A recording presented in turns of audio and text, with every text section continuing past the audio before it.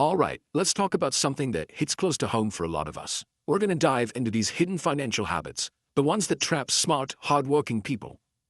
These habits don't look foolish. In fact, a lot of them look pretty responsible from the outside. And honestly, that's what makes them so incredibly dangerous. You know the feeling, right?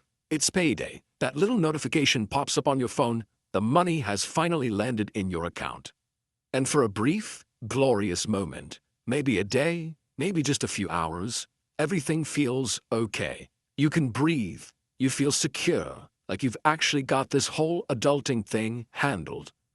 But then reality hits. The bills start marching in one by one. There's the rent or the mortgage, the car payment, the credit card bills, and of course, all those subscriptions you totally forgot you were even paying for. And just like that, by the end of the month, you find yourself in the exact same spot you were in last month. You're not broke, exactly, but you are definitely not getting ahead. You're working your tail off, you're being responsible, but year after year, it feels like you're just running in place. If that sounds familiar, it's because this is the quiet reality for millions of people. So what is going on here? This is where we need a major shift in how we look at things. Because what most of us have been led to believe is the problem, our income, usually isn't the real issue at all. This quote just nails it. It really gets to the absolute heart of the matter. For so many of us, the real bottleneck isn't the number on our paycheck. It's the script running in our heads. It's how we think about money, our habits, and our entire mindset. And get this, the data is honestly staggering. According to the Federal Reserve, more than 60% of households making between $50,000 and $150,000 a year are living paycheck to paycheck. We're not talking about low earners here. We're talking about nurses, engineers, project managers, good jobs. So if making more money isn't the magic bullet, what's really going on?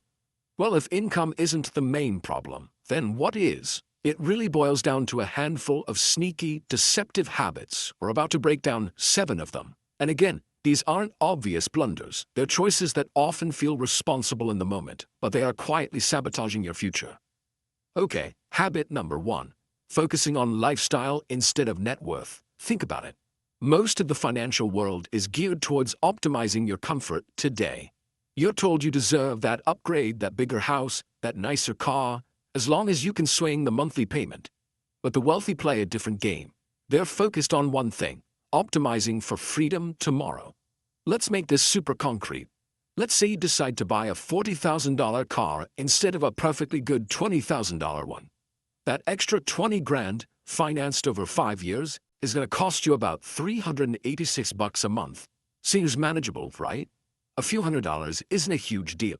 But hold on, because here's the hidden cost that will blow your mind. If you had just invested that $386 every single month, say in a simple S&P 500 index fund, earning a pretty average historical return, over 30 years, it would have grown to over $500,000. That one manageable lifestyle choice just cost you over 550 grand in future freedom. It's staggering.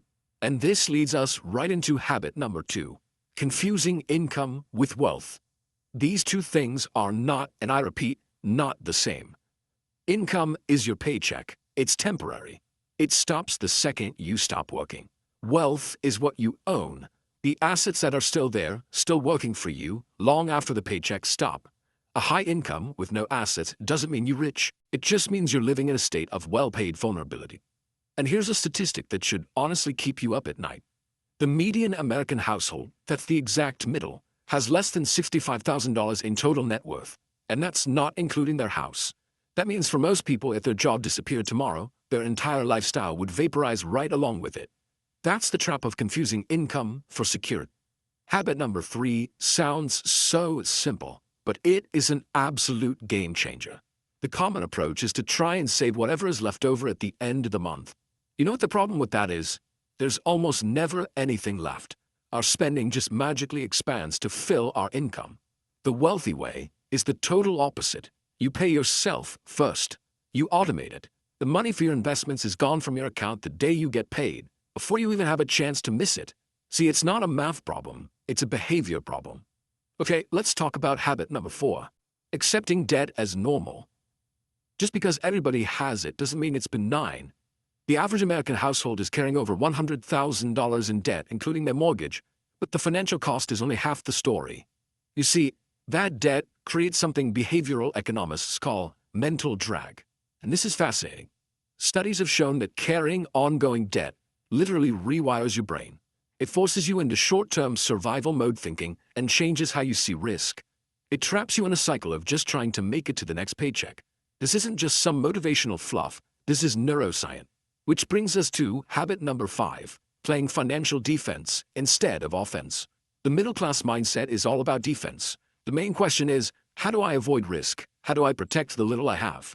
But a wealth-building mindset is all offense. How do I grow my assets? How do I create more opportunities?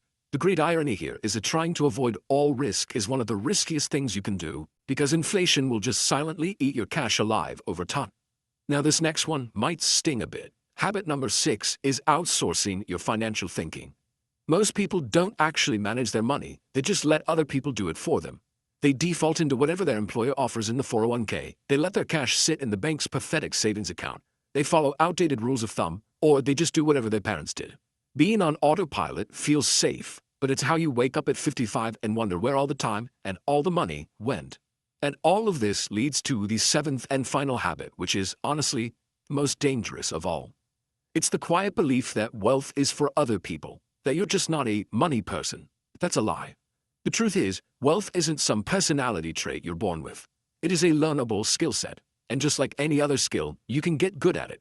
So that's the diagnosis, but here's the good news, the really good news. You can completely rewrite your financial script. Now that we know the problems, let's talk about the solution.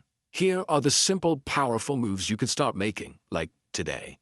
Here it is, your new playbook. Step 1. Start tracking your net worth, not just your income. That's your real scoreboard. 2. Automate your investing. Pay yourself first, always. 3. Attack high-interest debt like your hair is on fire. It's an emergency. 4. Invest consistently, even if it's just small amounts. The power of compounding is magic. 5. Start thinking in decades, not just months. Play the long game. 6. Commit to learning just one new financial idea a week. And finally, number 7, and this is the most important one, change your identity from an earner to a builder. Because when you boil it all down, this whole journey really comes down to that one simple but incredibly profound shift in your own identity. It's about seeing yourself as more than just someone who earns a paycheck. It's about seeing yourself as someone who is actively building a future. So you have to ask yourself, what is your financial identity? An earner's entire focus is on the next paycheck. They're stuck in survival mode. A builder's focus is on the next decade. They're strategically creating options and freedom. That single shift in perspective changes every single decision you make with your money. Look, the system isn't broken. It's just designed to reward people who are paying attention. Once you see the script, once you see the habits that keep people stuck, you can't unsee them. And that awareness, right there, is the first step to taking back control. So I'll leave you with this one question. Now that you're aware of the script, what's the very first step you're going to take to rewrite it?